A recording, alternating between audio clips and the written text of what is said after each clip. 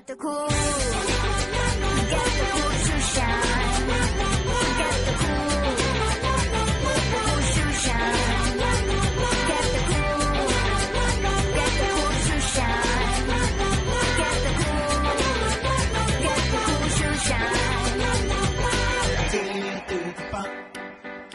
Hello, hi, welcome back to Channel 4's classic countdown of the 100 greatest kids TV shows. We've already seen 100 to 50, and in this show, we'll take a look at the rest and reveal who's number one. Did you just say number one?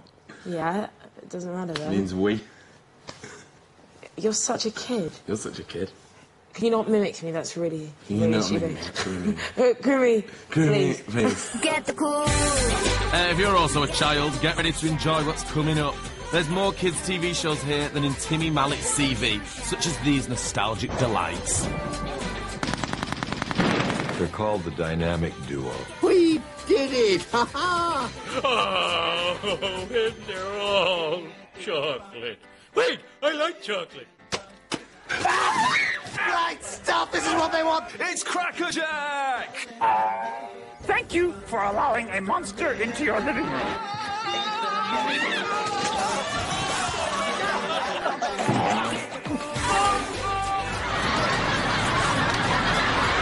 Flippin' heck, Benny. Pew, Barney McGrew. Hope it is Mr. Gummidge. Was it funny? Don't keep everyone away from your joke.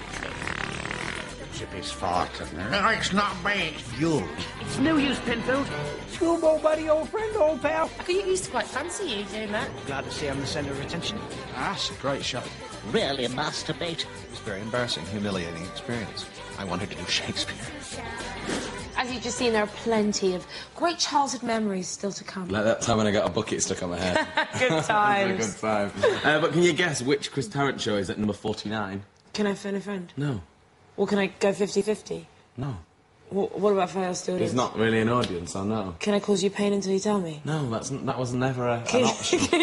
Can you just tell me? Yes, but don't get a tiz was over it.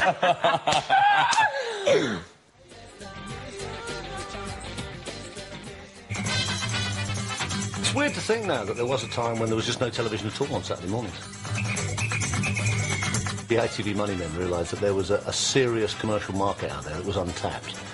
Loads and loads of kids are sitting around bored out their brains on Saturday mornings. And in fact, within about a year, it's quite sad actually, within about a year of Tiswell's coming on the screens on ATV in Birmingham, which is where it all started, most Saturday morning cinemas in the Midlands completely closed down.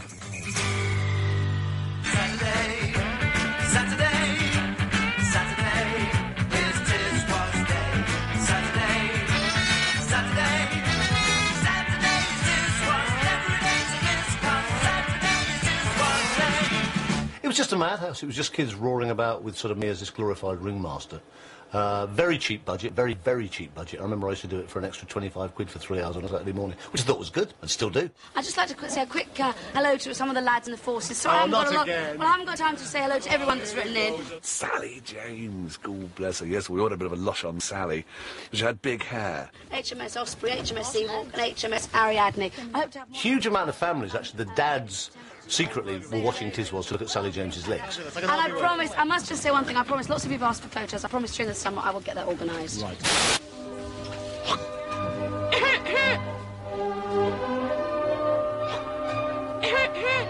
It's just nice to know that they haven't reverted back to their old ways of throwing buckets of water after each newsflash. Thank you. Good morning. Welcome to the 146th Swap Shop. Multicoloured Swap Shop then started up on the BBC, and it became very much like, are you a Tiswell's house, or are you a multicoloured Swap Shop house? Hello, Warren. Hello? Good morning. What can I do for you? I'd like to make a swap, please. You're a swapper as well. And the Swap Shop houses were very nice little tween middle-class children. I would like Mini and 2 BMWs. The Tiswell's kids were just, you know, anarchic. Oh dear, the flanflinger's snuck in again. He's putting a custard pie underneath them as though this is monstrous, even by his own unspeakable standards. But I was never that fond of custard. I mean, I spent 8 years of my life, you know, my car smelt the custard, my hair smelt the custard, Lenny smelt the custard, we all smelt the custard. Excuse me, sorry about this, all right? Morning. I liked buckets of water. The great thing, the comedic thing about buckets of water is that they change somebody's face at once. It could only ever have been done once in its lifetime because it was done at a studio, at a station, and they didn't have a head of children's department. So there was no one to say, my God, you couldn't do that. And now, Susan here. Now, Susan has got something here we're going to show you. Now, look at that. Oh! And not a word of pain. Look, it goes the wrong way around. Yes. Put it away, please. There you go. Oh, can you do it with the other arm as well? Can I have that back? Just that arm? Please, can I have my finger back? Thank Please. you. It was very nearly taken off by the IBA within like a couple of months, and it sort of weathered the storm. And ATV were quite strong about saying, no, give it a break for Christ's sake, you know, give them time. You know, it's very successful. They're not really, you know, at all horrible anti-children people. It's just a riot. It's just a load of kids running about, whatever, you know. Right stuff. This is what they want. Who needs Crossroads with this sort of stuff? Eat your heart out, blankety blank. This is what they want. I think what's weird now is how many people talk about it, you know, as if it was some terribly complicated intellectual exercise that we were trying to break through a brave new dawn of kids' television, which we weren't at all. We were just having a laugh. This is the stuff they want. No wonder Noel Edmonds is out of work. This is incredible. Fantastic stuff. This is what is Europe.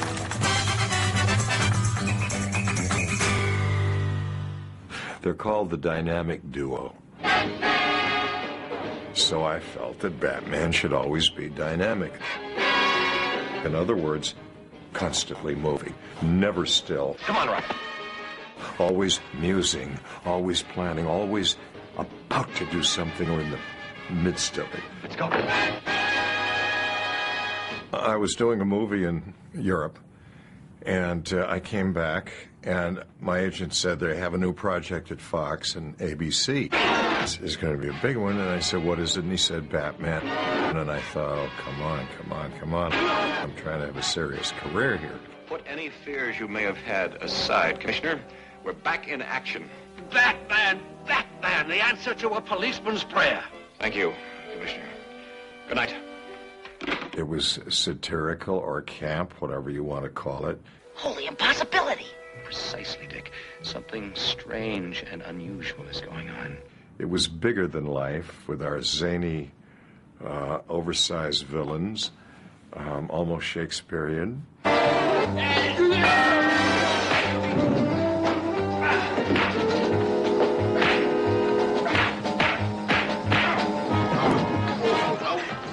Your little game is over, Joker. Robin, take him to the Batmobile while I clean up the rest of this debris.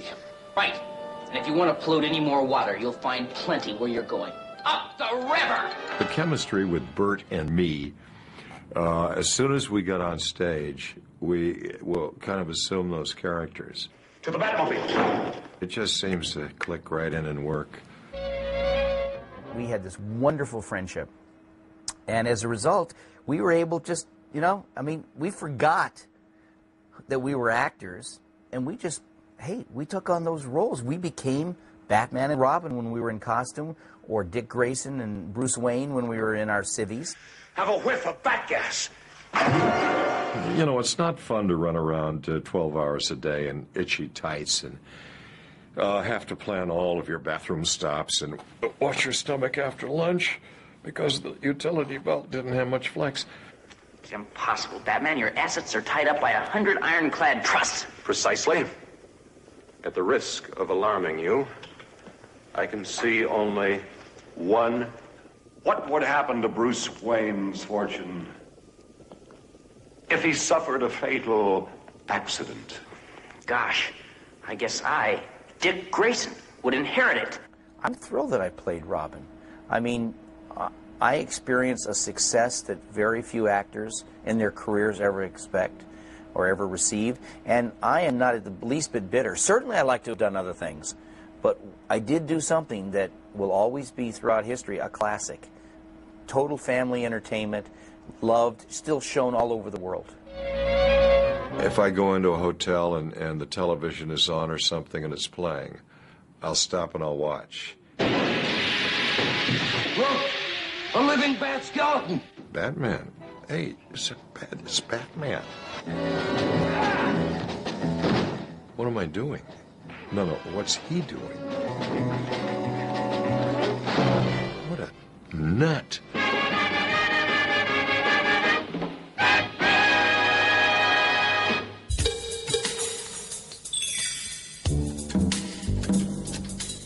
Press Gang was brilliant on 2 levels. The first thing about it, which was brilliant, was the idea that school kids could go off and kind of run their own newspaper like the adults, behind their backs, lock the door and cut it for themselves in the real world.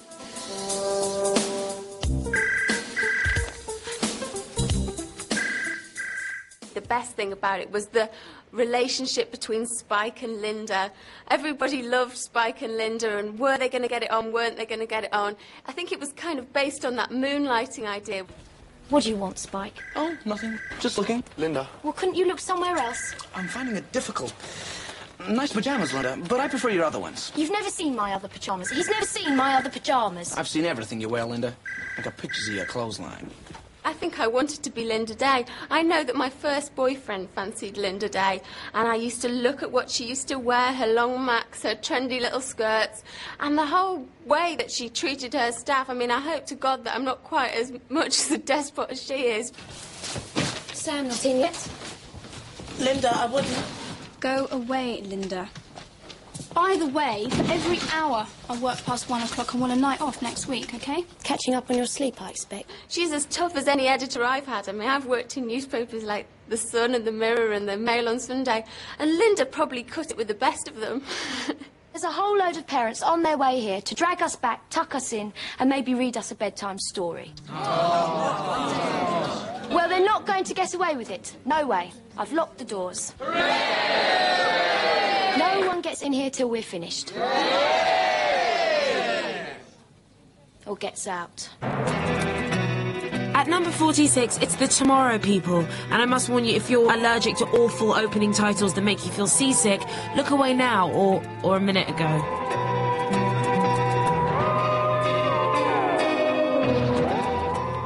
Oh, it's good to be back. Hey, we're not back. This isn't the lab.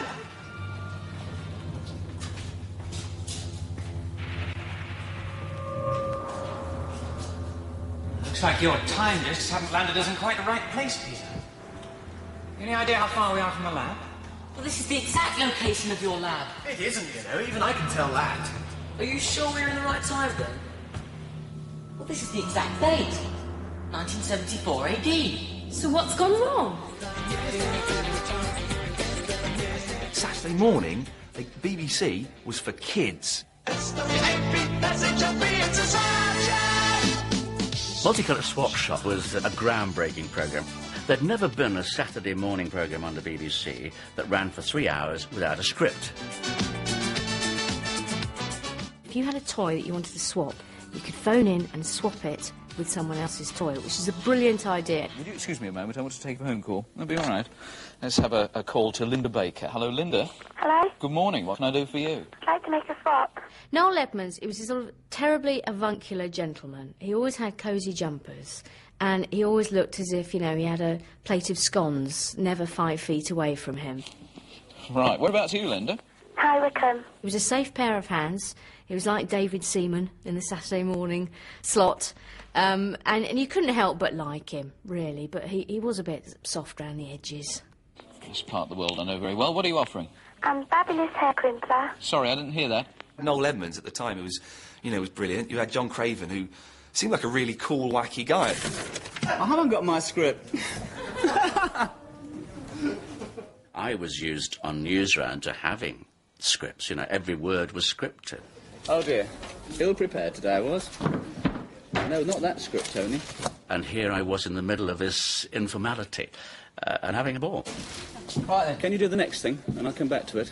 Well, I would have thought... Is that possible? I would have thought it was quite possible to go to the top 10 board right now. Would you think that was a distinct possibility? It's taken us an awful long time to get to where we are today. In fact, it's taken 5 hours, hasn't it? It had the squeaky clean Maggie Philbin and the cheeky and irrepressible Keith Chegwin. While we were on the train coming down from the Swap Shop studio, we discovered that we'd both been to this part of the world on holiday. You could tell there was a bit of a thing going on with Cheggers and Philbin at that time. Probably you nicked my beach ball and nicked my ice cream cone and all the things like that. And now, would I do a thing like that, Keith? I think you would, Maggie. I think once I phoned in and said, I've got a naked Pippa doll. Can I swap that for a rocking horse? Didn't go anywhere.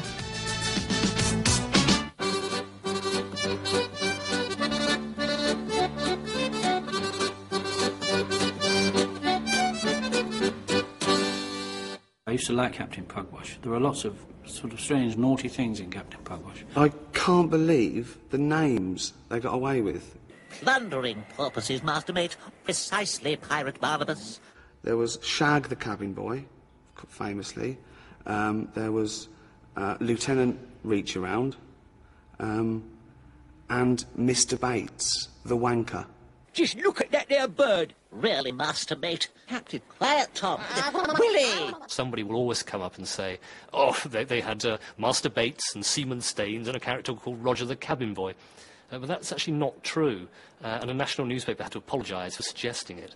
We'll all have supper in bed tonight, Tom, and mind it's a good one. Aye, aye, Captain. And there ends the masturbate about Master Bates.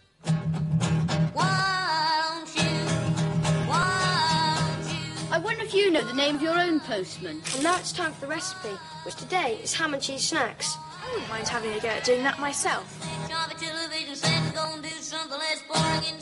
Oh, the mental strain is awful, you know. Here's another idea for a card game. You play it in a car, and all you need is a paper and pencil. As you go over the bumps on the road, you will get a sort of pattern. I wouldn't mind having a go at doing that myself.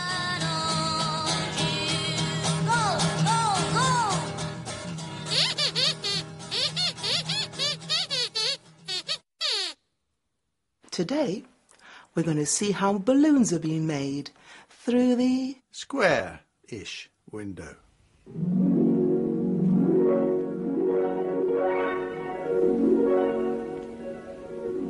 I was a very baby researcher on Play School. It was my first job in television. Ready to knock? They wanted something new and fresh for a new, fresh channel.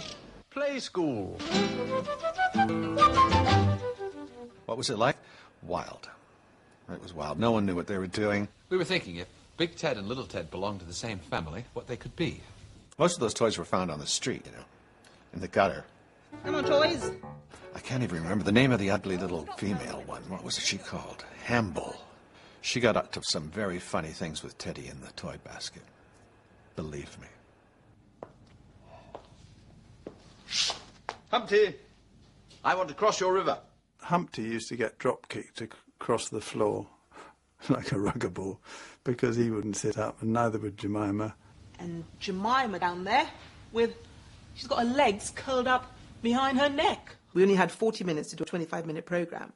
And whenever I forgot my lines, I used to look over to Humpty and say, now, Humpty, what's happening next? Because I knew the camera would have to go over to Humpty and be a close-up of Humpty, which gave me thinking time, thinking, oh, what's next? Now it's time to play. It was much more relaxed than things that had gone before it. It was much more fun. It was the whole concept of learning through play, rather than being rather sort of po-faced and serious about things.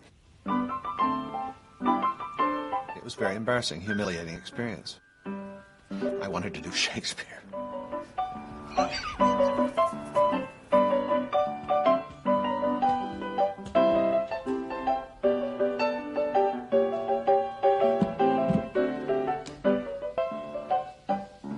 What have we got?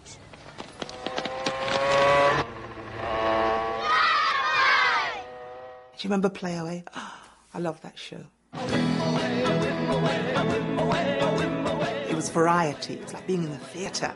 You had to sort of perform. You had to sell yourself to the audience because you had a live audience watching you. Did you hear about the laziest man in the world? No. Well, when he wanted to clean his teeth, he took his toothbrush like this and watched a tennis match. It really doesn't matter if the training on is fine.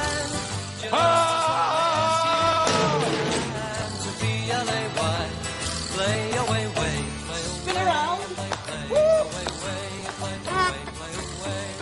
When we took Play School off, there is a huge outcry, not from the children, but from the adults, because you're taking away something of their childhood.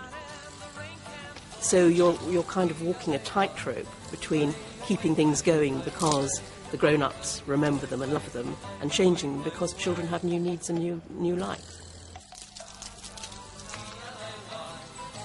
Bring back Play Away, bring back Play School, please. Oh, proper children's programs. Play Away, what a classic. Totally. Amazing. You know, right? Oh. Now, since this countdown first aired, there's been loads of great new kids' TV shows, such as SpongeBob SquarePants, right? I'm a fan, you? Not even slightly. Really? No. Anyway, SpongeBob lives in a place called Bikini Bottom, so I thought, you know, when we were doing research for the show... Uh-huh. Yeah, I thought I'd type in Bikini Bottom on the internet. But we went to the wrong site because it wasn't animated, what I was looking at. It was... Yeah, that's disgusting. Yeah. Here's a clip about the real Bikini Bottom. Put your fins together for SpongeBob SquarePants! Go get him, SpongeBob! Woohoo! Hey, ladies and jellyfish. Have you ever noticed salt shakers? I mean, you fill them up every night at closing, and I mean, where does it all go? Huh?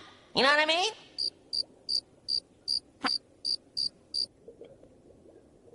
And tomatoes, what's the deal on those things? I mean, you chop them up into slices, but what are they, vegetables or fruit?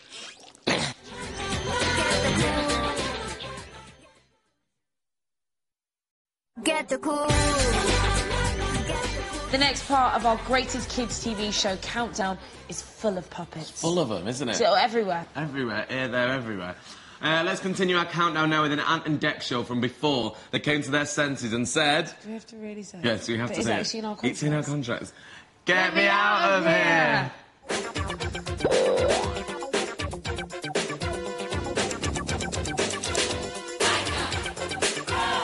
Biker Grove was a youth club that was set up in Newcastle. And it was set around the lives of the teenagers, kind of going from childhood to adulthood and all the dilemmas. It was kind of like a Northern Grange Hill, not set in a school but in a youth club. Grange Hill had always distinguished itself by being quite adult, quite grown up about some of the issues it tackled, and we wanted to do the same. That's how it's meant to be, isn't it? A proper mum and dad, a nice house. Sam's got you, great. An ex-druggie with no fella, no money, and no proper home. Would you want me as your mum? Living in Newcastle, I was particularly aware of the fact that a lot of kids are latchkey kids, have difficult family circumstances, and that the sort of clubs and youth clubs that are set up as places for children to go when they perhaps can't go home immediately after school were thriving.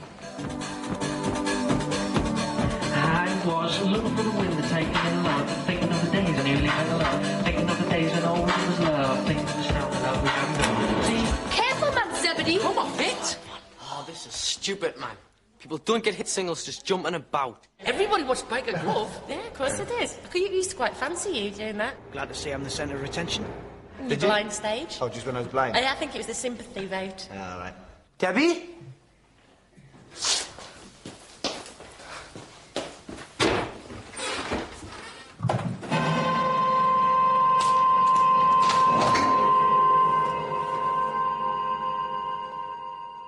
Ant and Dec were little diddy boys when I remember them at the first round of auditions. Never done any telly before, obviously, just been in school plays and so on, but they seemed a couple of likely lads at the time. And so it proved, and it's wonderful to see them still little diddy lads, but rather big successes.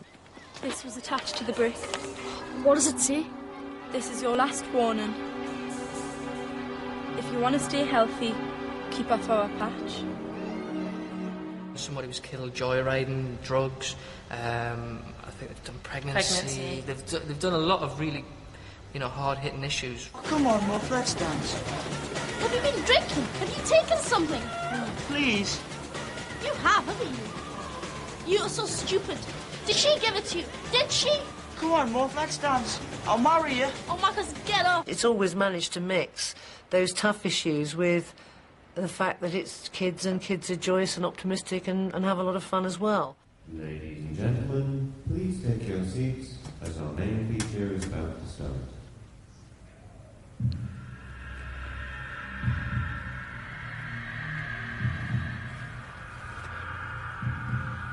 That did not just happen, right?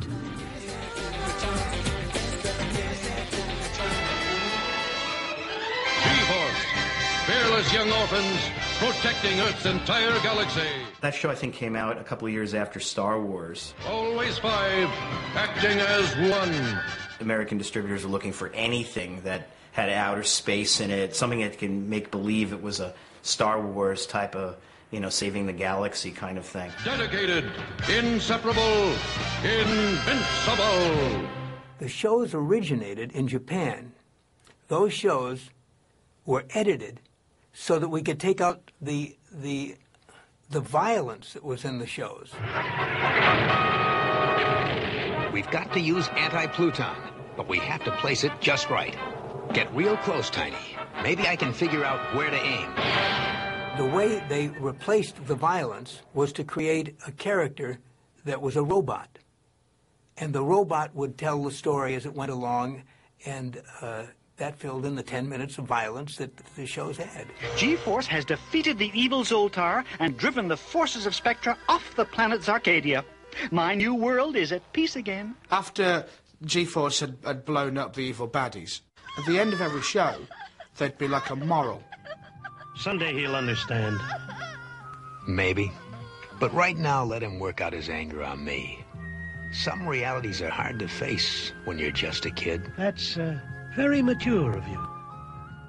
So you had all these fantastic scenes in space and battles in space, and then a nice kind of bit of morally parent advice at the end of the show. One of the most exciting phrases any kid could hear at that time was, "It's Friday, it's 5 o'clock, it's Crackerjack!" And a half an hour of pure craziness. Get your voices ready, come on, let's hear you shout. It's Crackerjack, don't make me fuss on telly, that's what it's all about. Oh, such a lovely word, it's Crackerjack! And we've got a cracker of a programme lined up for you. We have the Dooleys, we have Georgie Fame, we have Double or Drop, we have all sorts of things. A programme of great talent. Crackerjack was like, you know, a junior sort of variety show, really. I mean, they, you know, live at the Palladium and all that kind of thing. But that really was the very, you know, they used to have a quiz, they used to have, you know, little dramas. Blackface, prepare to defend yourself. And so I shall. On guard! So you shall die! Oh, what are we going to do now? There's only one thing we can do. What's that? Tickle each other to death. Peter Glaze was the original Homer Simpson, because Peter Glaze is famous for one thing. Every week in Crackerjack, his final line would be, "Do, do, do." He must have said, "Do, do, do," many times throughout his career. Wampum, wampum! Stick it on the jumper! What is special about the features of a Manx cat? Shh. Quiet, please. Double or Drop was Crackerjack's sort of top quiz element, you know, the game show moment. His tail. What about it? It's fluffy. No, it's not. He hasn't got one. Basically, television must have been so much simpler then because it was a crap parlour game, you know, and yet the nation was riveted. Sorry, darling. No tails on a Manx cat, so it's a second cabbage over this side. It's an allegory of the class struggle. When they got something wrong, they were all given cabbages. Cabbages being a symbol of their working class backgrounds, and these cabbages would weigh them down, stop them from holding on to the things that they had acquired. Helps and chance because this week's winner has True Thatcherites were able to hold on to their goods, avoid the cabbages at all costs, and win through at the end. I really can't understand how Crackerjack worked. Who writes this rubbish? We do. It's very good, isn't it? And you're thinking, who commissioned that? Who thought this was a good idea? It's taking a poor quality seaside special and doing it for kids. No! It's 5 o'clock! It's Friday! And it's Crackerjack!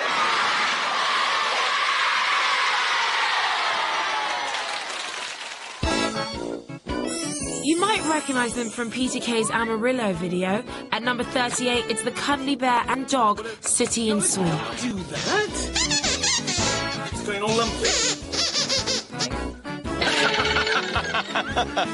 Got him. After all these years.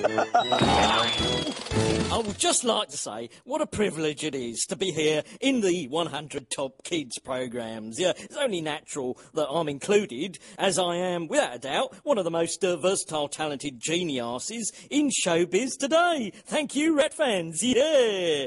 Clever. They're all made of wax. Great. Superstars always spend lots of money. Anarchic. Dangerous. Oi, wait a minute. This is my show, this is. Would hate to be on with him, because I know I'd lose. Talking about proper names for things... No, we haven't got time. I've got to do the link. Shut up. TVAM was a right load of rubbish, wasn't it? You know, I mean, I came along and saved it because, quite honestly, it was pathetic and it needed somebody with my versatile showbiz personality to take over. Yeah! Have you woken up yet to the newsmakers on TVAM? Breakfast television was a completely unknown idea. You know she's come all the way from Los Angeles for this interview, don't you? But there were quite a lot of rats around, figuratively speaking, around TVAM at the time. And we were on the canal and I thought a rat would be funny. Oh, good morning, Britain. Roland here. The day that Roland went on television and went, "Hello, Britain," my husband said, "You be careful what you're doing, you know, this is terribly dangerous."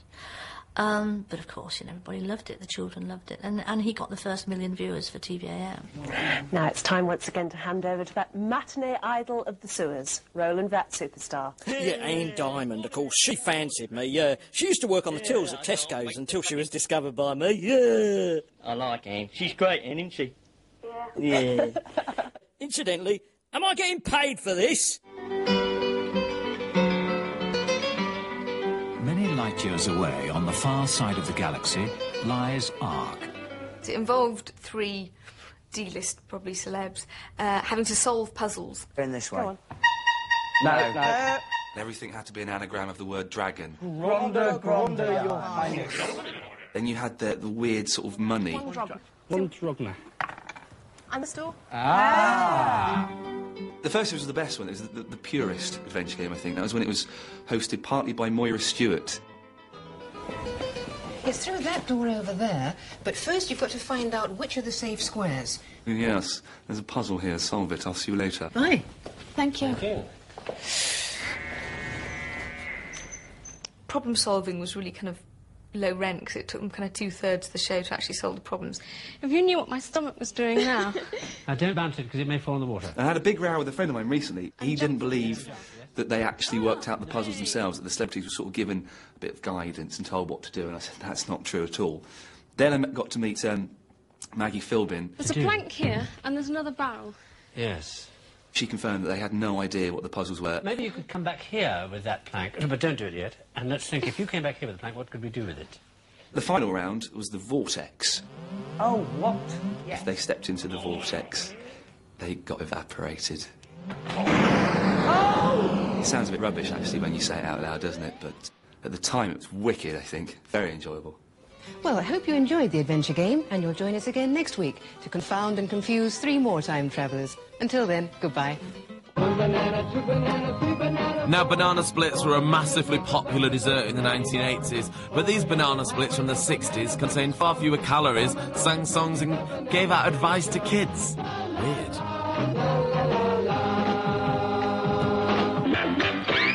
Jump in, we'll take you for a spin and show you round the wheelie world. Making characters walk is a very slow and expensive process, so as it happened, they'd been born with wheels instead and trundled about quite happily, and they had ramps to go up and down. It's very PC, really, you know. Show you all the sights of Wheelie World. The Wicked Witch, Fenella. Inside her kettle base had a bookstand, and on the bookstand was this huge tome. Fritz von Spieldebins, the talking spellbook, who gave Fenella her useless spells which never worked. A rotten spell I keep within my pages deep will turn the dragon into smoke. And send them back to sleep. What is lovely. On the front of the book, because it was a magic book, it should have had the pentagram. Unfortunately, the artist who was supposed to be making the book was not very good at drawing 5-sided stars, so he drew a 6-sided star, and subsequently they sold the program to Israel. I'll tell you now what the magic spiel is. The people who were watching the show saw this as the Star of David. They heard the German voice coming out of it, and they were charging us with all sorts of anti-Semitic sentiments. Oh, I hope we lost your wheels. And who are you? I have to say, as in so many cases, we were innocent to the point of gormlessness, and no harm was intended. Now, my name is Roy North, and during the show I shall be introducing the guest artists, singing a few songs, cracking a few gags. I say, aren't plums cheap? Pardon? I said, aren't plums cheap? What are you saying that for? Well, I thought I'd better say something. Tis my show, you know. I noticed, Basil, and I've really been looking forward to this. Oh, thank you, Mr. South. Marvellous. North? Oh, I'm sorry, I lost my sense of direction. Sunny day, sweep the clouds away. On my way to where the air is free. Get to tell me how to get to Sesame Street. When Sesame Street came on the air in 1969, it was like nothing anyone had ever seen before. Sally, you've never seen a street like Sesame Street. Everything happens here. You're gonna love it. Sesame Street took place in a Brooklyn neighborhood with brownstones and garbage cans. When we look back on it from today's perspective, it may not seem so radical. At the time, that was insane. Hey, you out there in TV land, everybody watch! This is 1969. Robert Kennedy had been killed. Martin Luther King had been killed in '68. There were riots. We had riots all over this country, burning cities. Every night the news was bringing you more bad news, and I said that people stood there and said to the TV set, so do something. Everybody wash your ears! Sesame Street was considered groundbreaking for a number of reasons. This amount of money had never been spent on a children's television program. This was adult budget. I can do most anything, roller skating while I sing. See the world my special way, turn it upside down today. It was groundbreaking because nobody had ever said, let's use commercials that are selling products to, quote, sell letters and numbers. 1,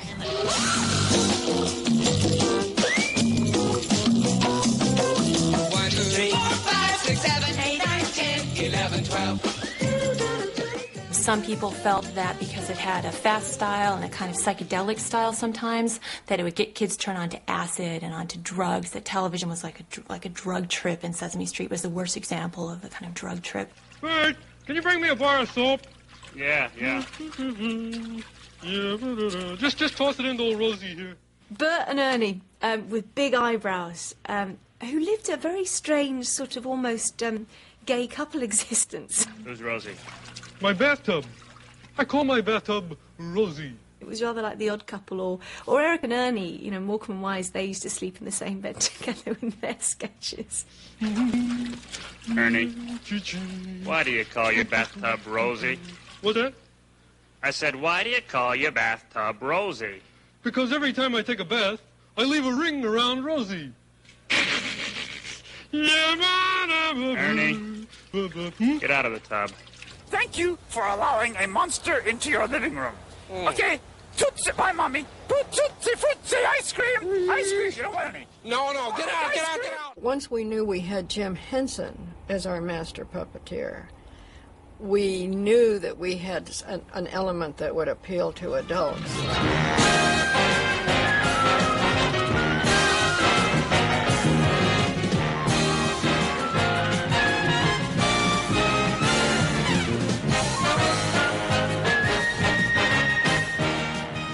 My granddaughter, when she was 9 months old, used to try to hug the TV set whenever Elmo would come on, or pat the glass to see if she could feel the fur that she knew was there from her dolls, her Elmo dolls.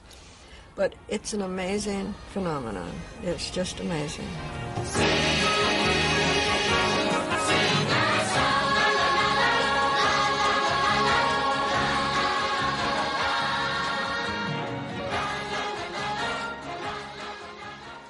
Makita, can you tell me how to get to Sesame Street? Yeah, sure. Just go to Hector's house and then turn left at the swap shop and then just go straight across till you see the magic roundabout. But if you see Play School, you've gone way too far. How old are you again? Okay. Before you go, though, let's celebrate together, Grimshaw, another modern kids' TV classic.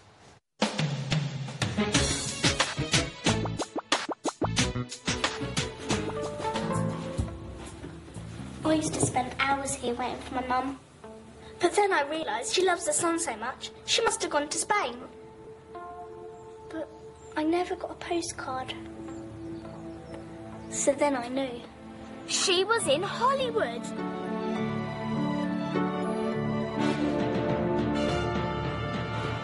She's so beautiful, my mum. I know she's been snapped up to make movies. Your mum's never an actress in Hollywood.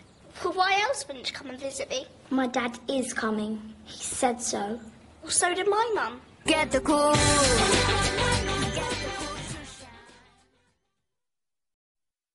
Get the cool. And then you just take the toilet roll, take off a few sheets. Yeah. Get rid of this. Hey presto, ready to out your bum. Okay. So this is why you didn't get the Blue Peter job. Sorry? Okay. Nothing. And I've got a Blue Peter badge as well. Okay. Collector's items, had to buy it off the internet. It's yellow. Very expensive. It's yellow. So? And it's cardboard. So? And it's really big. Maybe it's a special edition. Okay, it's a special edition. Let's continue our countdown with one we made earlier. Blue Peter, you feel, was run by parents and teachers. You know, they were sneaking in education. You know, even an hour after school's finished, they were still trying to educate you. Each new head of children's programmes who goes in thinks, I mean, it's been there such a long time, I ought to do something about this. And I thought this when I went in as head of children. I thought, really must tackle Blue Peter. And then you realise that it is absolutely at the heart of the schedule.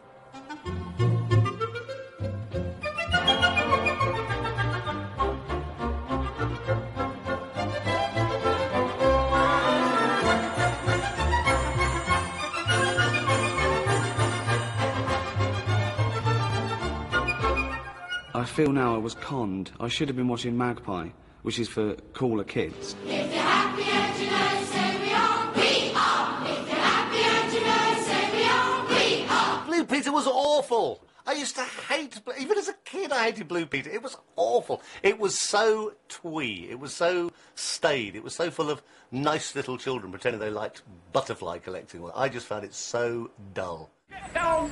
Sit down. Good boy. Stay there. No kids watch Blue Peter. That's a fact. No one watches it. And it's that dodgy 5:05 slot on BBC when they start doing things for slightly older kids. But they just get it really, really wrong, I think. My driver was John Blocky, who became British champion a week after he took me down the run. John was giving me the ride of a lifetime. We shot round every corner perfectly and got our speed up to around 90 miles an hour. But we didn't know that ahead of us there was a hole in the ice wall, and by 1,000,000 to 1 chance, we hit it. Not so bad. I couldn't get out the sledge, yeah. But actually, the best bit really is my hip. You ought to see this. How about this for a bruise? Where is it? There. There it is. That's nice. You slid a long way on that, didn't you? I did, yeah. I think I used to drive my mum a bit mad when I watched Blue Peter, because I'd always want to either start making cakes or asking, giving her a big list of stuff that I needed from the shop that was going to come to about 20 quid. That's for you.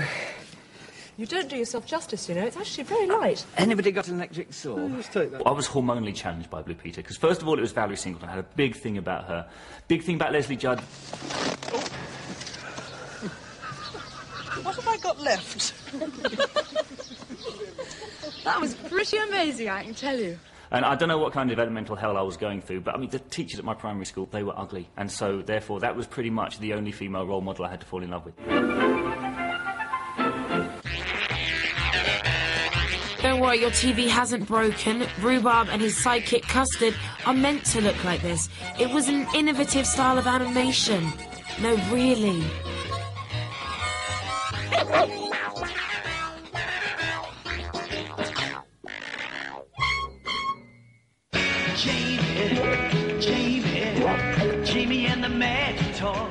shine a torch on the floor, create a hole, like a magic hole, 'cause it's a magic torch, obviously. Then he'd go through the hole and then appear in this magic land. And the magic torch.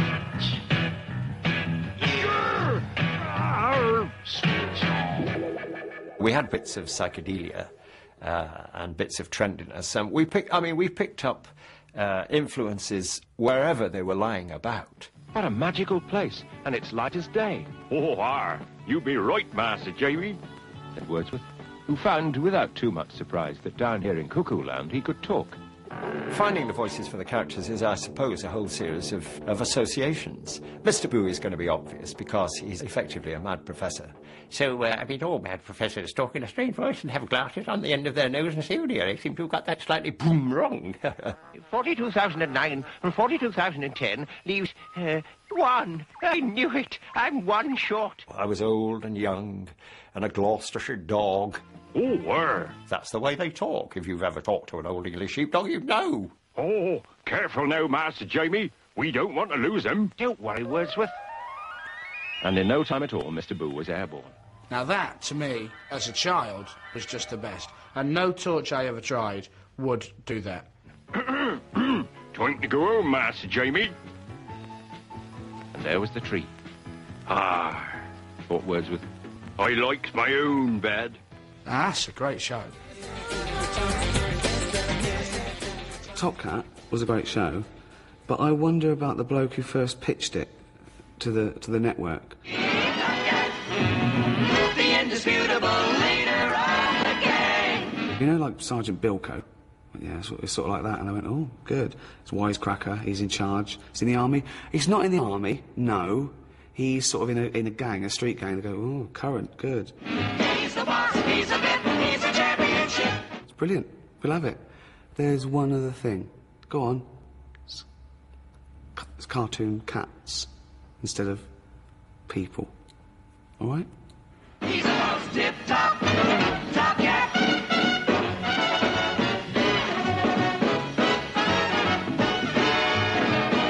Yes, he's the chief, he's the king, but above everything, he's the most tip-top, top cat.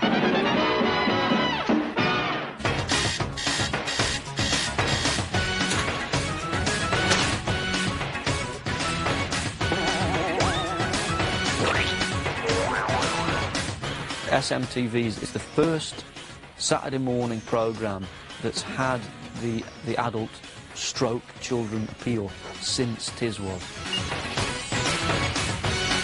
Ant and Dec are the best thing that's happened to kids' TV, actually to TV, in this country for a long time.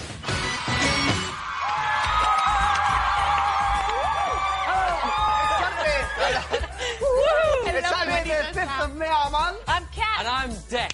We met once before we actually started the series. We actually we met up with Cat and we just knew straight away that we'd clicked and we were going to be friends. What have you got?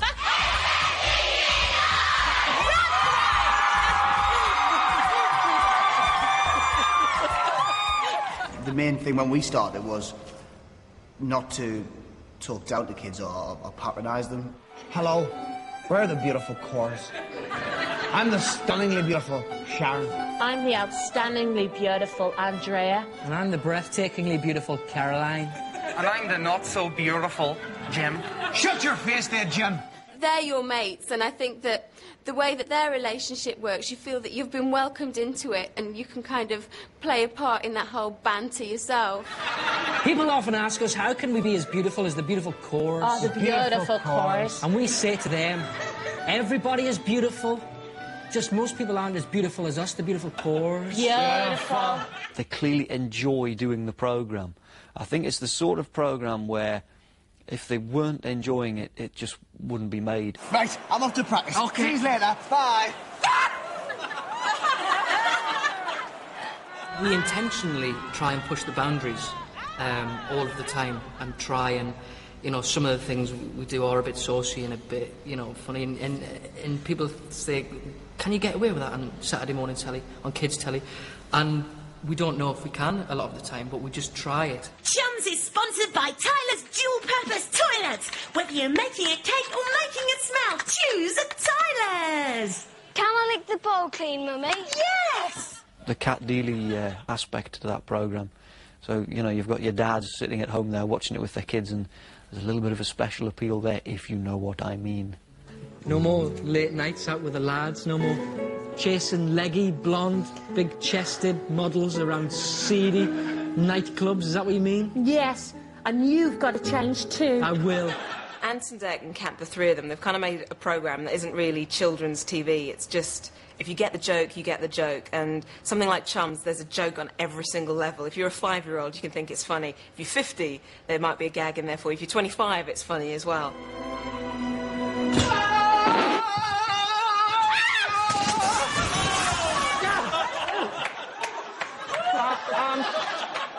Ant, come on now. I've told you before, this really has to stop.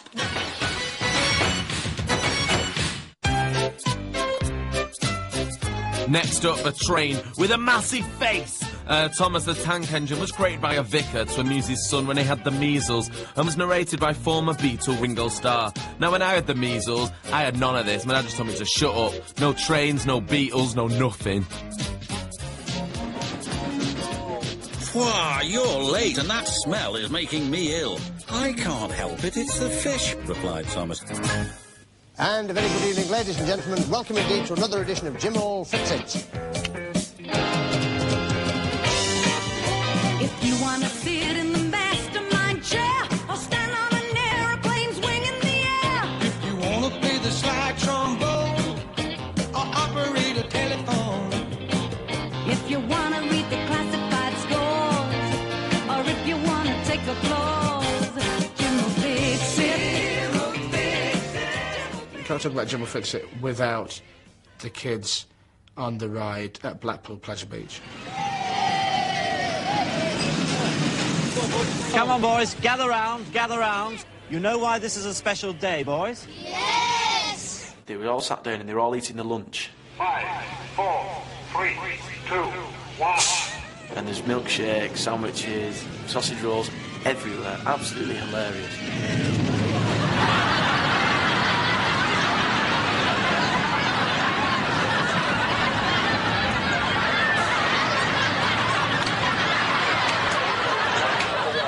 My favourite was the little fat chubby one. His little chubby cheeks would go like that while he was on the revolution, and his drink went all over his face. And I just thought, I'm going to get that now at school for the rest of my life. I'm going to look like the fat kid from the roller coaster.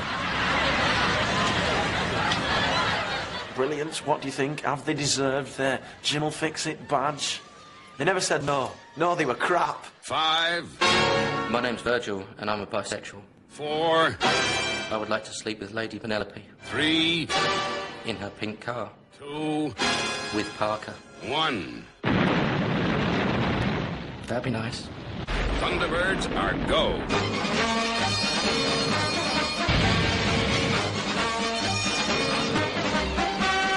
Has a unique look because of this crazy combination of puppet, special effects and science fiction. Okay, boys, that's the brief.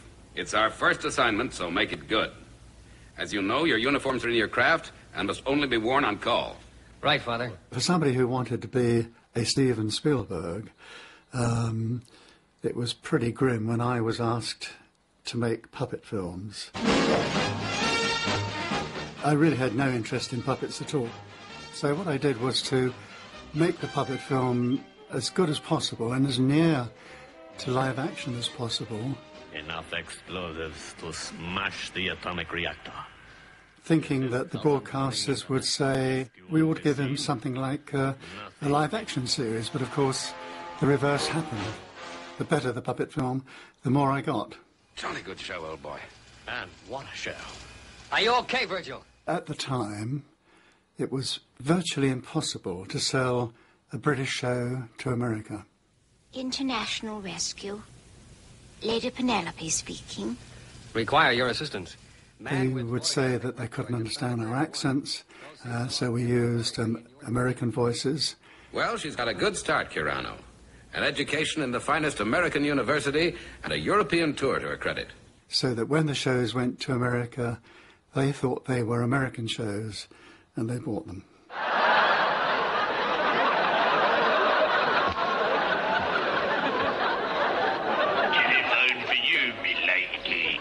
Clovis?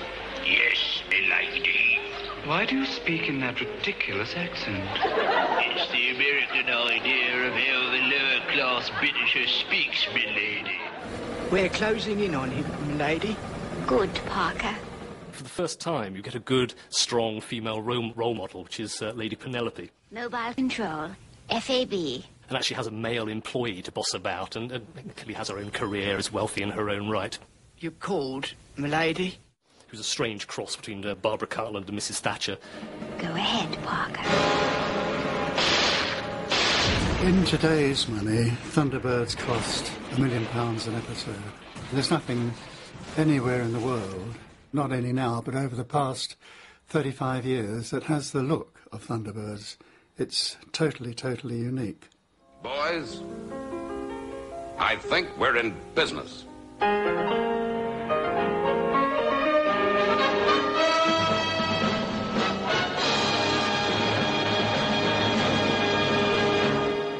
Postman Pat, Postman... Come rain, shine or strike action by his workmates, Postman Pat always delivers. But isn't taking your cat to work every day a little bit cruel?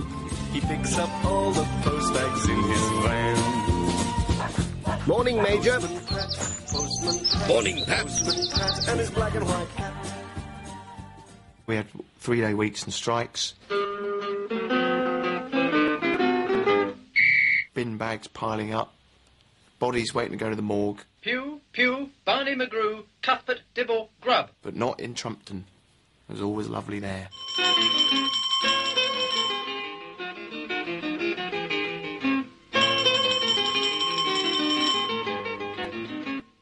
People get quite upset when they have bets in pubs and things as to whether it's Hugh Pew, because they hadn't realised they were twin brothers, you see. Fireman Pew and Pew. Sir, sir. Gordon Murray wrote them, directed them. Gordon was quite canny because he shot them all in colour, when at that time there was only black and white television. And he had it in his mind that it was worth paying out for the colour. And it's paid off because they're still going, still showing. Pasting up the posters, sticking up the bills, putting up advertisements for sausages and pills, flower shows and concerts, you can take your pick, all neatly stuck by Bill Sticker Nick. Gordon took it upon himself, well, they did belong to him, to burn all the figures, and I think all the sets, because he didn't want anyone else to get their hands on them, which is a bit of a shame. Could have done with just one, as a little pension.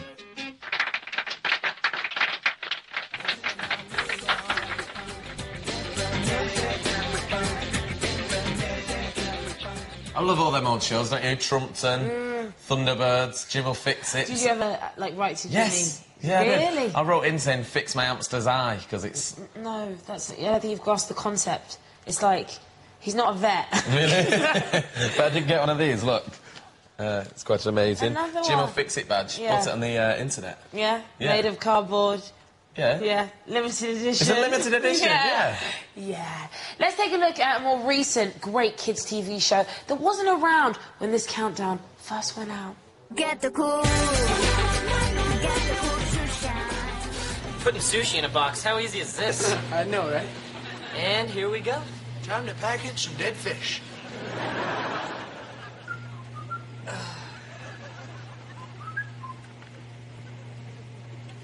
Oh yeah, this is really challenging. all right. Might not be the most exciting job in the world, but at least it'll earn us enough money to get Mom and Dad some new furniture.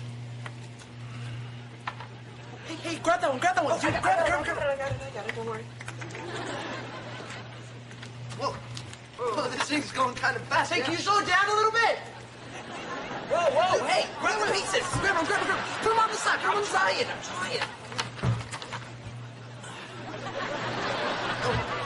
Don't go through.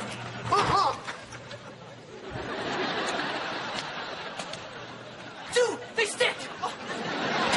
Yes. Get the cool.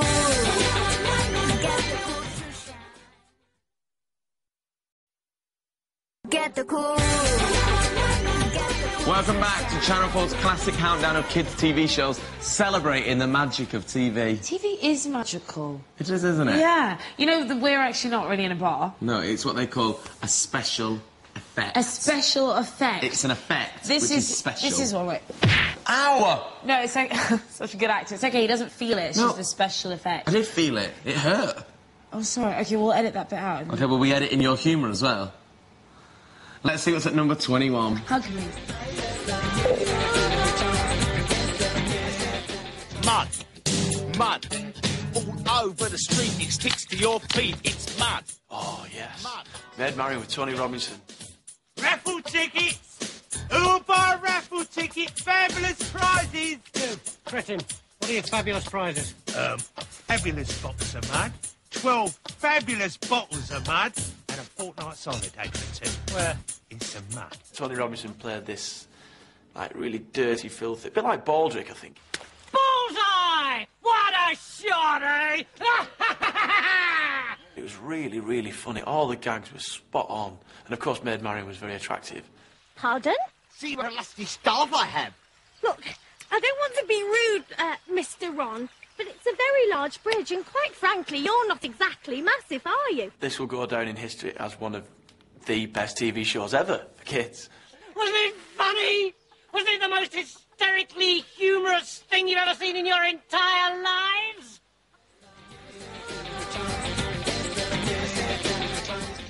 Hey, you young man, I'm talking to you. And I'll thank you for my umbrella. Grab yourself a cup of tea and a slice o' cake as we enter the top 20 with everyone's favourite scarecrow. Apparently, John Pertwee stuck sugar puffs to his face to make Wurzel's warts. Don't try this at home, kids. Actually, go on, it's really funny.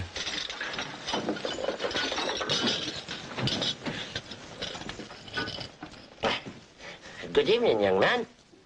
Good evening. Sir. Good evening, sir. That's what you should say. Me being older than you. Sorry. Good evening, sir. It's well either that, or as it may be, a good evening, Mr. Gummidge. That being my name. I still think it's one of the great ideas that Bill and Joe have had. Flintstones, meet the Flintstones. Putting on a sitcom show based on contemporary values with that twist, a wonderful twist of using prehistoric gimmickry. Courtesy of Pertwee, when you're with the Flintstones, have a yabba dabba do time, a dabba do time, we'll have a gay old time. The Flintstones was unique as a nighttime, primetime cartoon for the whole family that was a half-hour length. It wasn't like the old-style 8-minute cartoon you used to see in movie theaters, and it was kind of based on a sitcom format, which was quite unique at the time. Wilma, start packing plenty of sandwiches, eh? What? Fred, just one. Will you try to forget that stomach of yours? Oh, that's asking him to forget an awful lot, Wilma.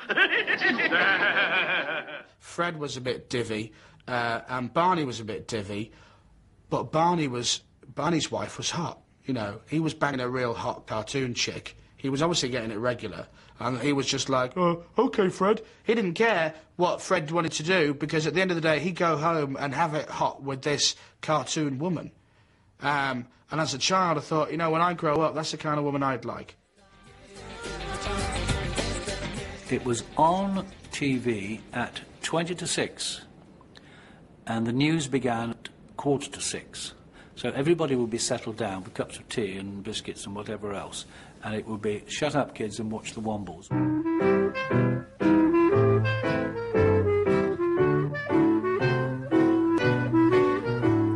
I was given free rein completely with the voices.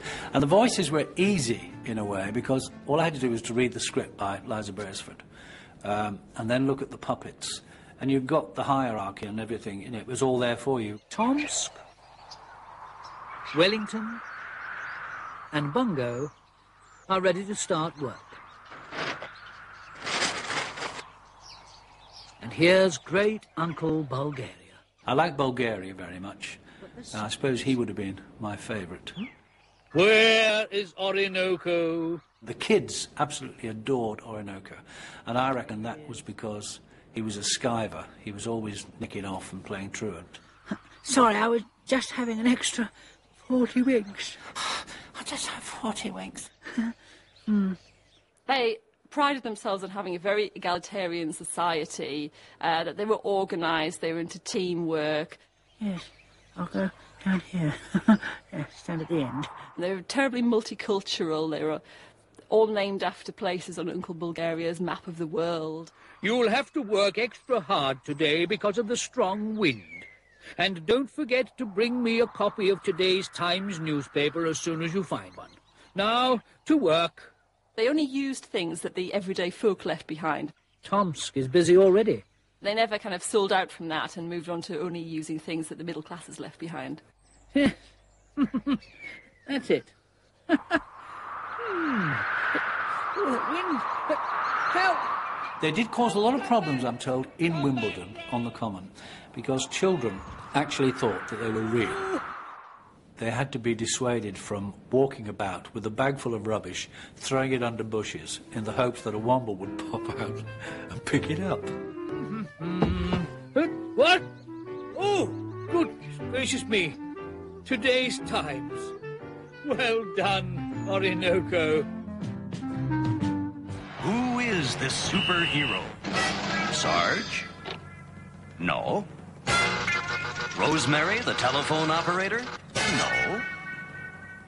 Henry, the mild-mannered janitor? Could be. Hong Kong Phooey, #1 super guy. The thing about Hong Kong Phooey was that not only was he a dog, but he was also a janitor. When he was at work, he was doing very little. It was just a broom. There was no polishing, no wiping down. Fair enough, I'd rather have crime-free streets than, like, a clean office. But why not replace him? Why not get a real cleaner in and let him do crime fighting? Fanrific!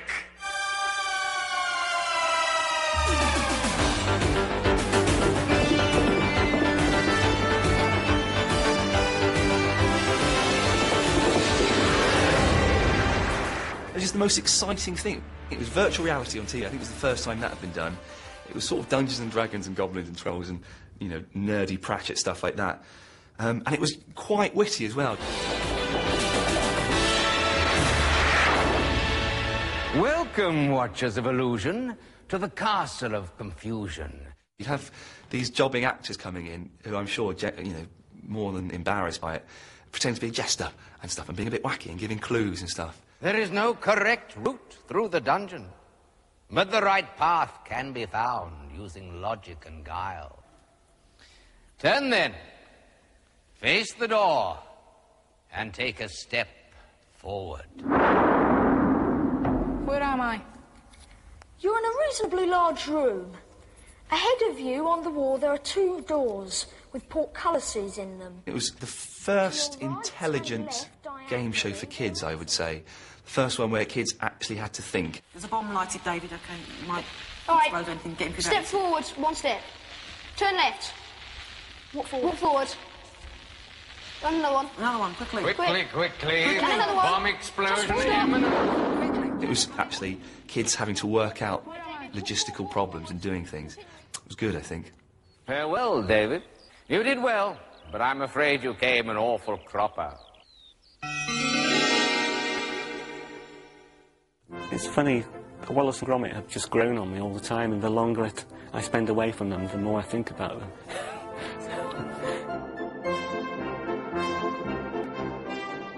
The timing of it's brilliant, the script's brilliant, the characters are fantastic.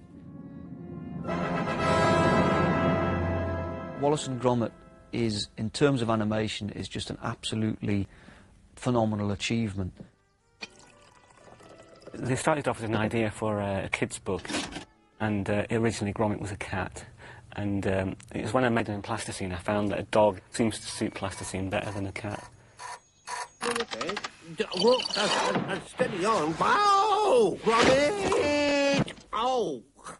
Wallace, you would think, with that bizarre mouth, that it wouldn't really be possible to have a character with many sort of visual expressions, you know. In order to get his mouth wide enough, first of all got to get those teeth out. And this is where I am in danger of moving the entire set. Well, that went as well as could be expected, didn't it? Whoa! It's the wrong trousers, Gromit, and they've gone wrong. Stop them, Gromit, stop them! Help me, Gromit! You can make the figures do what any cartoon can do, and because you've got that flexibility to, to squash and flatten and, have characters whizzing through the air. And at the same time, you can light it to look like a live-action movie. There's a sequence when Gromit's following the penguin through the street, and it's lit like, many kind of film noir movies that I used to watch on a Sunday afternoon. I had this idea for a train chase that would take place on the living room floor, on the model train. We had, miles of this track going around the studio, and we had a set, which was about 20 or 30 feet long. Hang in there, Gromit! Everything's under control! Well, the whole sequence took about 3 months to shoot. That if you don't mind, eh? Comic timing is probably the most essential element. That's what you can do with animation that is very hard to achieve with any other medium. Because you can time everything precisely and plan it and execute it just at the right time. Oh, mind the table, Gromit! We're in the middle of writing a feature-length film with Wallace and Gromit right now, ready to go into production in about a year or so. So we haven't seen the last of them. That's a boy, Gromit, lad. Well done, we did it.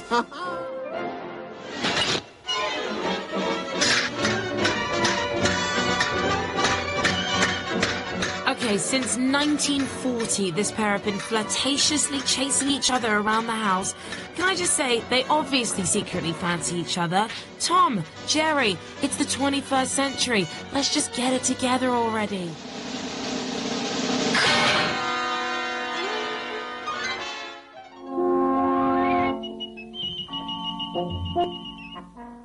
The BBC wanted a new series for small children, and they liked the idea of doing a space series. So, the problem was, what sort of space series would be suitable for small children?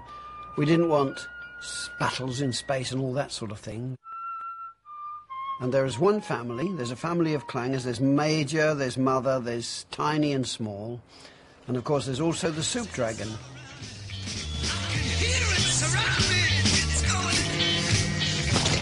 Just what is that, and what is it doing there? The scripts were fully written out, and then Oliver Postgate and Stephen Sylvester sat down with their Swanee whistles and whistled it, so that, you could really understand almost what they were saying. In fact, when Oliver and I went to Germany, Oliver showed them this film with no voices, just the actual whistles. And he said, I don't suppose you understood what was going on. And the German said, oh, yes, they're speaking perfect German. So whatever language people speak, they seem to think that the clangers are speaking their language. What came through in the clangers, I think, was Oliver's own ideas about peace, about living with your neighbours, about, treating people with respect. And there's a lot of love in there, and I think the message comes through, really. Good night, chicken. Good night, Tiny Clanger.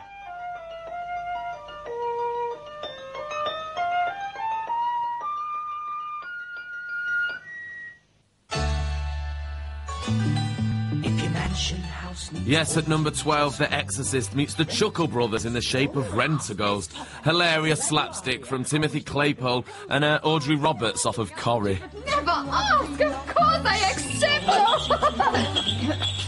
Then will we be married? You do not understand. I wish to make a proposal to all of you. But you cannot marry all three of us. That would be big of you. Bigamy! That's what I say. Well, that's the weather. And now, late night lineup.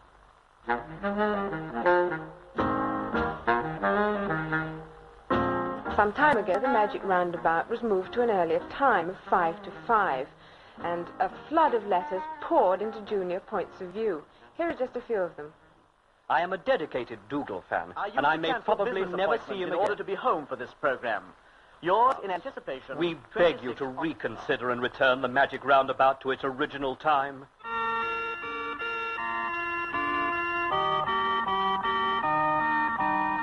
Zébulon, Zébulon. Zébulon, un petit tour à la façon des Zébulons, Tournicoton. Tu chantais 1, 2, 3, aussi pour changer un peu, je t'ai fait venir tout seul ici, Tournicotis. Tout s'est bien passé. Trouble on the telly? Hector's house on fire? Baba gone home to Africa? We've got to find an announcer, said Florence, or no one will know what's going on. What he totally ignored were the French scripts which were sent to him, but thrown out. He threw practically everything that was French out. He didn't approve of the French. So he just worked from the pictures. Wake up, said Dougal. The Ice Age is upon us. The French were a bit upset. They thought that he had called the dog de Gaulle, so that it was a kind of, he was being cheeky about their politics. The weather forecast is as follows. If I lie down, it'll rain. I'm supposed to be Ermintrude the cow, but I think that's just because I call everybody darling, because my memory has never been good. Was I lovely? In my school playground, the rumour about Magic Roundabout was that each character was based on an addict to a particular kind of drug. Drugs? Dougal was the speed freak, always hoovering up the sugar. Dylan was on hash. Zebedee was on acid. Ermintrude must have been on the magic mushroom because she was eating stuff from the ground and her eyes would spin round and round and round. So that was the theory, although I'm sure Mr. Thompson would see it differently. Absolute rubbish. I don't think Thompson even popped an aspirin. Friends, said Florence. Viewers, she said. Time for bed, she said. I loved the music. And my youngest daughter, I led her up the aisle to the strains of Magic Roundabout, which got an enormous laugh, which was very helpful for a marriage ceremony. Did you see that Magic Roundabout movie a few years ago? I did. I mean, obviously, you know, that I see anything that Robbie Williams does or is in. And he's always great. I mean, he's always great. That's sort of the beauty of him. But voicing an animated character was just... It was a whole new world of greatness. He does it for me when he's hidden. Like, you just get to hear the voice. You can just imagine. Imagine the beauty. How great he looks, after the break, we'll be counting down the top 10 greatest kids' TV shows of all time. You'd be insane to miss it because you've been watching it for hours. Yeah. So you might as well stay. Before we go, let's not forget today's kids have seen some classic shows too. There's been history.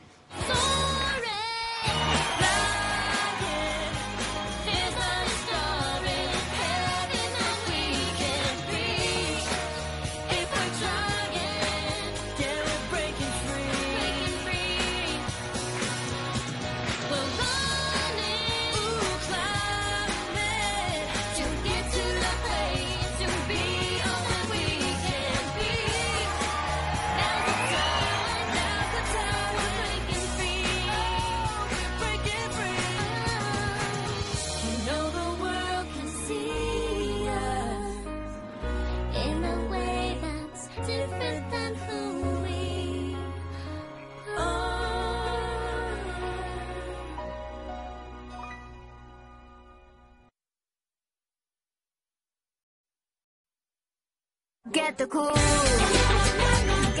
Welcome back to Channel 4's classic countdown of the greatest kids' TV shows of all time.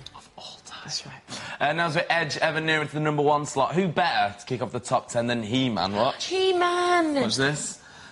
By the power of Grayskull, I have the power. Why didn't I get a prop? You'll get one later, maybe. And the Masters of the Universe. It was a very unusual kids' programme in that the hero had very few vulnerabilities. When the hero picked up his sword and said, By the power of Grayskull, he basically then just slew all the baddies.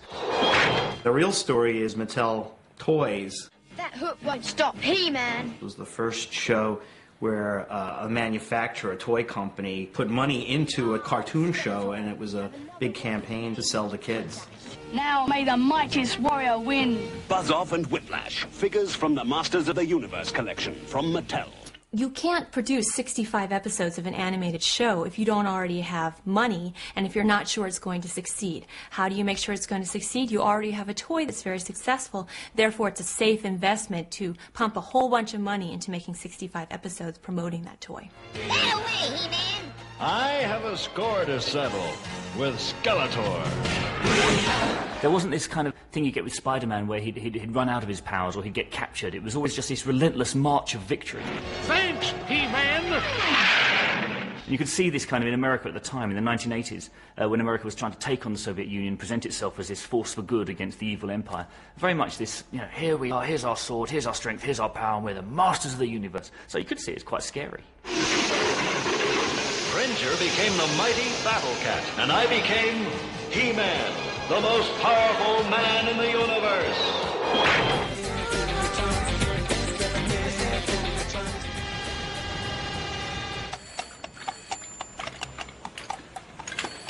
Yes, Muffin. I'm sorry too. I understand you have a little program idea called Drew. It's, Doctor Who, sir. It's a wonderful format for a television program because it can be anything and everything from... It's been a cowboy program, it's been historical, it's been hysterical, it's been forward in its thinking, it's been, sideways and upside down in its thinking. Humans on the bridge! I'm not human! Squad Delta on the hit! From Renegade Daleks! I was afraid of the Daleks. I didn't actually go to the lengths of hiding behind the settee, but I think if I met one today, I would still be scared. Retreat! It was the thought that there was someone in there, and that person was rather sinister. My lure has worked! I can order Daleks to detain him! No! Davros was absolutely terrifying. Greater pleasure to watch his own curiosity deliver him into my hands. This horrible, sort of bald face. It was all snarled and, it was awful. How long do you envisage the show running? 26 years. The best bit was the regeneration thing, when one doctor would change into another, and it happened so rarely, it was really special. Oh, so you're my replacements. A dandy and a clown. That's the trouble with regeneration. You never quite know what you're going to get. And you were just dying to see who the new Doctor Who would be. And then you'd be sitting there with all your mates going, it's not as good as the old one. I wrote a letter to the BBC when I was very young, asking how each Doctor regenerated. And I just wrote back saying, yes, Ian, each Doctor regenerates. I suggest you look this up in a dictionary. Yours, people at the BBC. I thought, you miserable sods. I don't want to do this show unless we get the most charismatic, talented actors to play the Doctor. For the whole 26 years? Yeah, towards the end, just any old an equity card. It was the first of those teenage detective shows. Man's best friend is a dog. It was really spooky and creepy. I wonder if they ever got up to anything sexual. Scoobo, buddy, old friend, old pal, if you'll do that favor for me, I'll do something for you, too.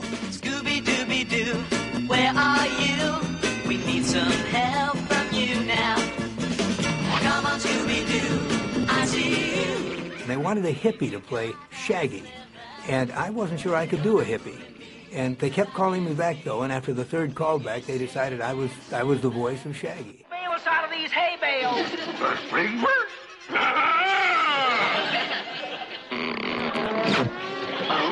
Zoinks! It's Mr. Carswell, the bank president. Every single week they think it's a ghost, but it turns out, it's just Mr. Simmons from the fair. It was the only person they met in the whole episode. We've been doing this every week for 5 years, and it's never a ghost. It's always the bloke who owns the property that's being haunted. Why don't we just go straight to him?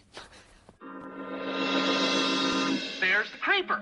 Well, I'll be. You kids have certainly wound up all the loose ends in this case. Blasted meddling kids. Meddling kids. Pesky kids. You meddling kids. Scoobo, buddy, old friend, old pal, they would have gotten away with it if it weren't for us pesky kids, huh?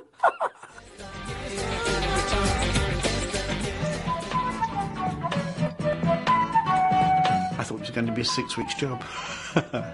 20 years later. Up above the streets and houses, rainbow climbing high. Everyone can see it smiling over the sky. Zippy, George and Bungle always got on very well together as characters. Pardon, Zippy? How would you make a sick pig better? You rub its chest with ointment. Was he supposed to be Zippy? I don't know. A comedian! Oh, well, that's what I want to be. People ask me sometimes, what did I base the voice on? I used to say Margaret Thatcher, and Ian cross between Margaret Thatcher and Ian Paisley. Don't you think that's funny? No, I don't. George was very cuddly, very sweet, and he was a fella. I mean, some people think he was possibly a girl, but no, I always thought of him as a guy. Hello, George. Hello, Bobby. Are you going to do me now? Yes, I am. George from Rainbow, I mean, he was this pink hippo. I seem to remember he had these big eyelashes that he'd bat all the time, and he was, you know, slightly more butch than Julian Clary, but he was just screaming, basically. Give me a kiss. I'm a bit shy. People say, oh, you don't do both the voices, and I used to say, yes, I do. And they say, well, you do them separately. And I said, no. Because I used to love it when I got a script when they'd have an argument. But he goes funny, George. Well, so do I. Now, you shut up, George, because no, I'm not. Yes, you are. No, I'm not, because if... Now, listen, I'm Rick. I can't tell you what... Well, come on. What do short-sighted ghosts wear? Spookticles. The bed became a big joke, and who was going on the outside, and... Yes, I suppose I can say this. We used to have a joke about old Zippy's fart, and... No, it's not me, it's George. This sort of thing happened, yes. Snuggle down. And Zippy, don't keep everybody awake with your jokes. As characters, I don't know if I got too attached to them. They were just, don't tell anybody, but they were just puppets, you know. Good night. Good night, Zippy. Zippy, don't keep everyone awake with your jokes.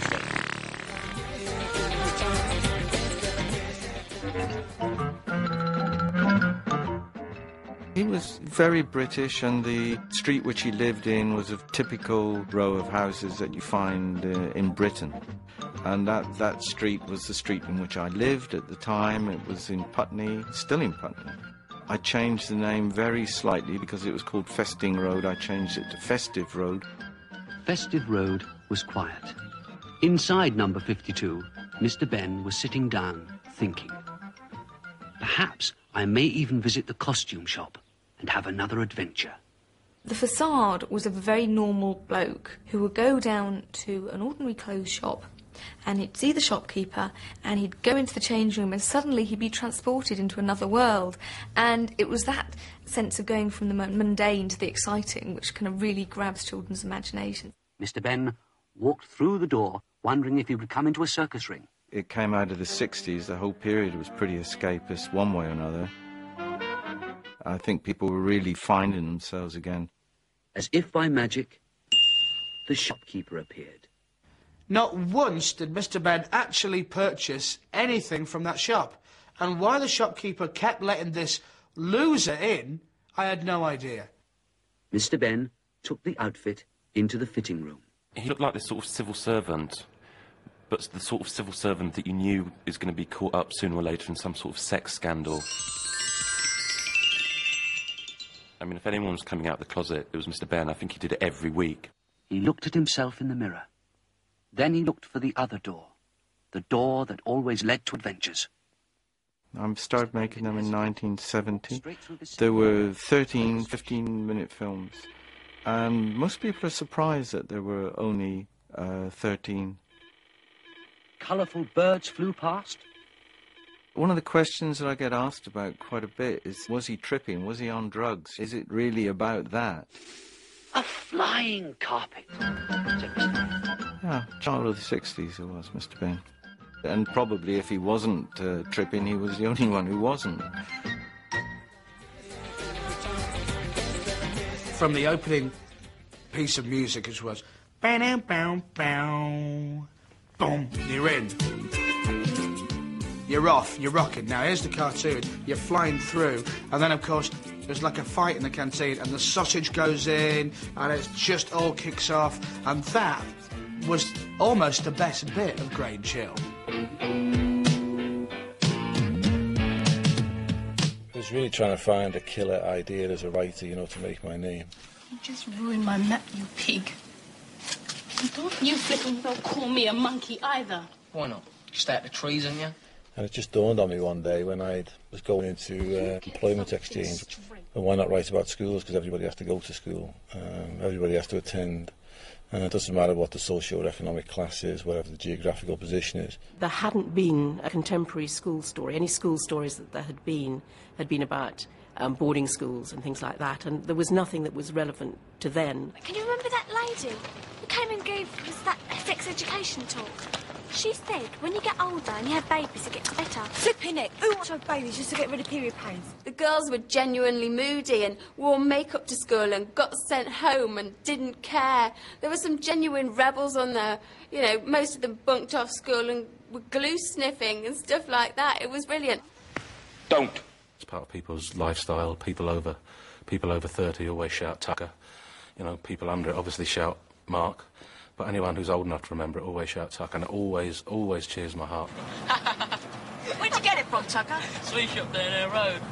He was a sort of larger-than-life character who could get away with lots of things. He could be cheeky, all the things that I couldn't get away with in real life, and I thought, yeah, I fancy some of that. It was seen as groundbreaking because it was exactly what I chased for, which was real kids with real working-class accents dealing with kind of real issues and real incidents in their schools. Samo! Parents didn't think that schools were like that, and politicians didn't think that the BBC should be doing things of that nature. What's up with her? She's got the arm. I have not. Yes, you have. She don't know whether she should let Andy... You bitch! But the kids liked it, all right. Young love. Everyone goes on about how gritty and realistic it was, but actually it's so not gritty and realistic. You haven't come to, take it away, have you? They rescue donkeys and keep them in sheds on the school grounds. Now, I went to a South London comprehensive, and if people at our school had discovered a donkey on the school playing fields, they would not have gone off and got a shed. They probably would have slaughtered it in some kind of ridiculous ritual, smeared themselves in blood, like Lord of the Flies. Flippin' heck, Benny. Once upon a time, not so long ago, there was a little girl, and her name was Emily. 30 years ago, I was the real Emily, age 7. She had a shop. It was rather an unusual shop because it didn't sell anything. My job, really, was to look after Bagpuss and supply him with broken toys and ornaments and things for him and his mates to mend. But then Emily said some magic words. Bagpuss, dear Bagpuss, oh fat furry catpuss. Wake up, be bright, be golden and light. Bagpuss, oh hear what I sing.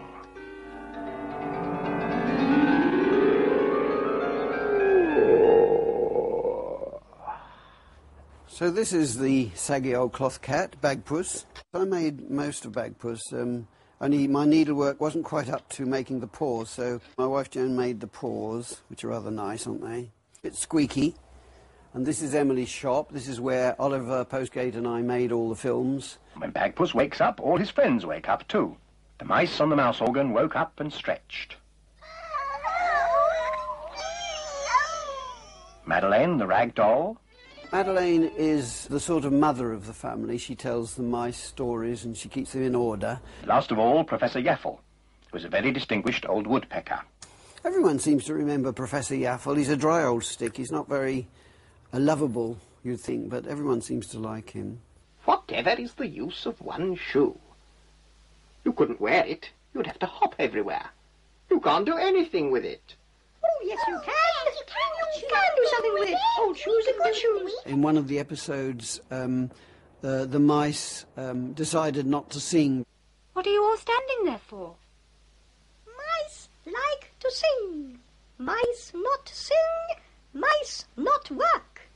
Mice strike. My theory about Bagpuss is something of a socio-political allegory of modern society. Bagpuss represents the individual. When he wakes up, society becomes active around him. The mice, they represent the proletariat. They're frozen on the organ of the state, normally. And Professor Yaffle, he represents the intellectual. I mentioned this theory to Oliver Postgate and Peter Firmin once. They seemed very surprised, in fact, because they thought the whole thing was about a stuffed cat. Bagpuss gave a big yawn and settled down to sleep.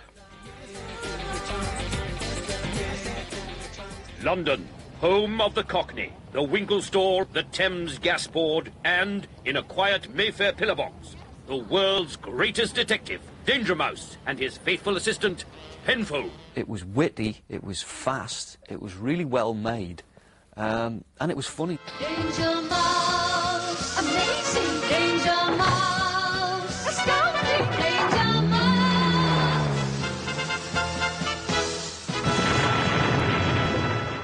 It was a parody, really, on a Patrick McGowan spy show called Danger Man.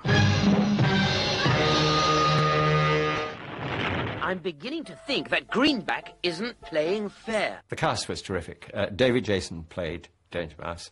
Terry Scott played Penfold. Ooh, crumbs! What is it, Penfold? It's the wars! David Jason and Terry Scott were very good for one another. The competition between them jacked the pair of them up to really quite spectacularly energetic performances. It's no use, Penfold. If only you had that spanner I gave you for Christmas. Do you mean this one, Chief? Penfold was equal to Danger Mouse. Give it to me. I had it in my stocking. There was a sense of rivalry, which came across actually as excellent comedy, but he wouldn't let Danger Mouse get away. Oh, Chief, you're a genius! Only how are you going to get us out? I am going, Penfold, to use my head. Oh, Chief, didn't that hurt? No, didn't feel a thing.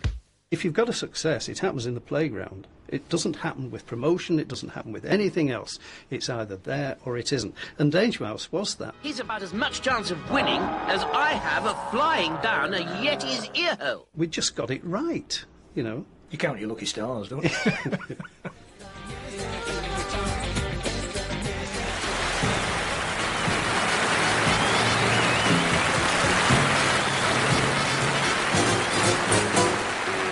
It was fantastic. It was so well done. It was beautifully made, very fun. It's time to play the music. It's time to light the light. It's time to meet the Muppet on the Muppet Show tonight. People talking about who was on this week, who was going to be on next week, and it was sort of the pop stars of its day. It's time to put on makeup. It's time to dress up right. Took the Muppets absolutely seriously when you did it. It's time to get things started. And there, out of the corner of your eye, you could see the manipulator. Why don't you get things started? You never looked at the manipulator. You looked absolutely in the eyes of Kevin the Frog, or whatever his name was. It's time to get things started on the most sensational, inspirational, celebrational, motivational. This is what we call a Muppet Show. I mean, I liked it when they had the guests on. It was a bit like, I suppose, the way that Morecambe and Wise worked at Christmas, where they had top guests coming on making complete asses of themselves. Holy maracas! Hello. To have Rudolf Nureyev, come on a show with Miss Piggy was something none of us could ever have imagined would happen. If you're warm, maybe you're overdressed. No, I'm fine. Maybe I'm overdressed. Interestingly, with the Muppet Show, you have Henson developing for the first time a kind of elaborated female character, Miss Piggy. I may be a nurse, but I'm a woman first. Who one could read as kind of a misogynist character, making fun of femininity, or you could read as kind of an appealing, aggressively mocking the norms of femininity. Kermit, of all the lousy cheap shots you ever pulled on me. Oh, I know, Miss Piggy. I'm sorry. I didn't realize that whole sketch was going to get that far out of hand. Oh, please forgive me. There is a thought among actors that it's dangerous to play with children or animals. I would add puppets to that, because they always steal the limelight. So, you are a practicing psychiatrist, Doctor? Yeah. How long you been practicing? 35 years. Oh, isn't it time you stopped practicing? Got on with it? I think that what was important to the success of the show was to find the adult audience. Like Sesame Street, the Muppet Show played on multiple levels where adults could get a kick out of it and kids could get a kick out of it at the same time. I like that last number.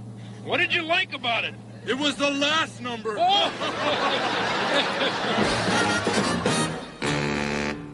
Get the cool. I guess it tends to be excited. Maybe dim the lights, put some music on. Are we going to kiss, finally? No, we're not going to kiss. Why don't you be a bit professional? Okay. At work. Okay.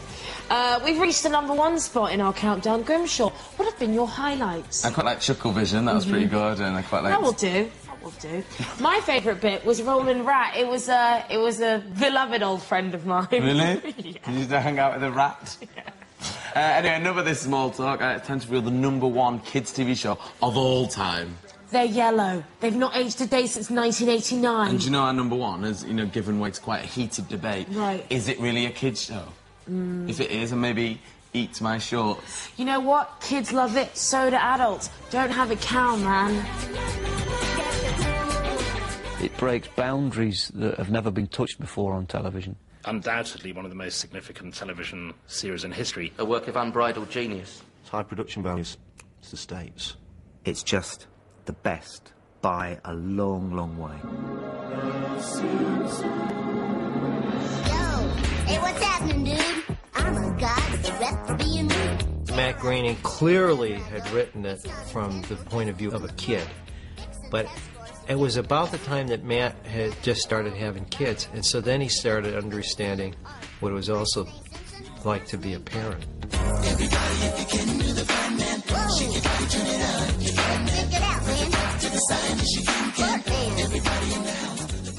The astonishing achievement of Matt Groening was to do enough for the children and enough for the adults. I think, like all truly great kids' programmes, it's not just for kids. Yeah, it is for kids, but it's made for adults.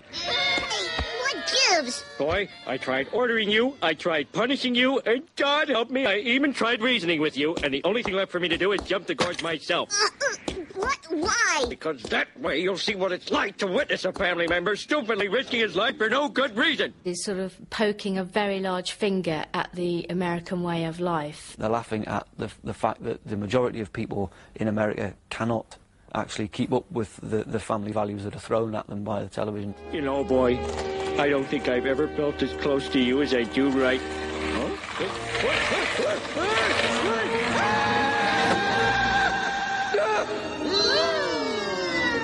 I'm gonna make it! I'm gonna make it! This is the greatest thrill of my life! I'm king of the world! Woohoo! Woohoo! The show is willing to admit that the family unit and the institutions that we live by, the police and government and hospitals and all the institutions are run by human beings. In the Simpsons world, they're seen as corrupt or stupid or inept.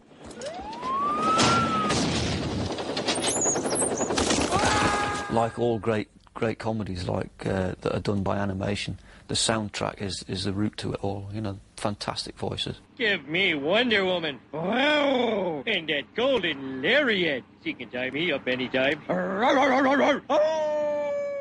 Oh, and they're all chocolate. Wait, I like chocolate. Chocolate. It really does celebrate the underachiever. Somebody who has clearly really lacking in brains and ability. All I got was 50 cents. Hey, when I was your age, 50 cents was a lot of money. Really? Nah. The one-liners are as good as anything you get in Frasier. Ugh, I am through with working. Working is for chumps. Son, I'm proud of you. I was twice your age before I figured that out. The slapstick is as good as anything Laurel and Hardy ever did. Homer was yellow, Mama was too, because I put mothballs in the beef stew. I'm a bark, man. God bless America for the Simpsons. Hey.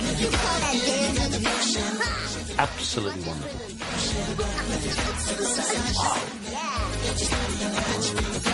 It's not just the best children's television programme ever, it's the best television programme ever.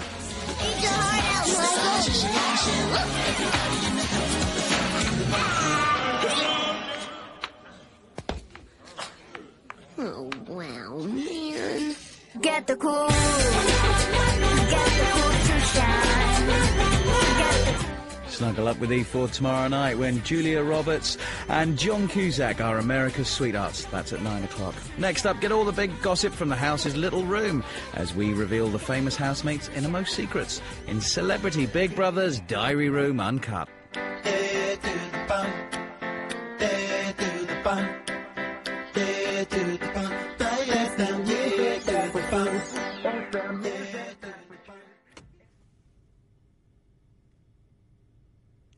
Justin Lee Collins and Alan Carr team up with James Corden, the big fella off of Gavin and Stacey, for tonight's Sunday Night Project, which you can still catch over on Channel 4+1 in just a minute.